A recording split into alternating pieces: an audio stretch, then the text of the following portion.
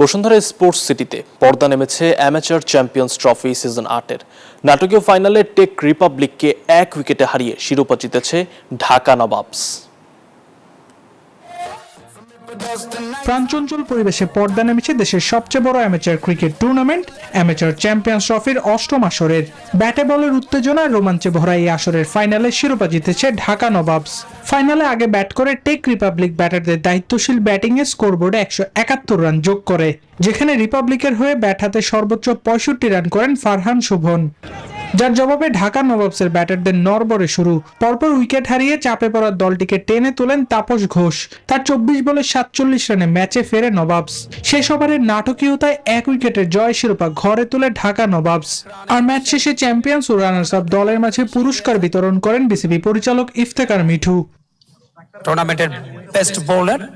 এ সময় মিঠু কথা বলেন বিপিএল ইস্যু নিয়ে, যেখানে উঠে আসে খেলোয়াড়দের দেনা পাওনার বিষয়টি।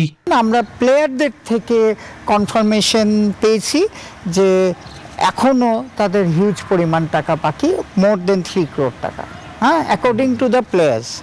সো এখন আমাদের তো একটা আজকে 60 দিন হয়ে গেছে, এটা ধৈর্যর একটা লিমিট আছে।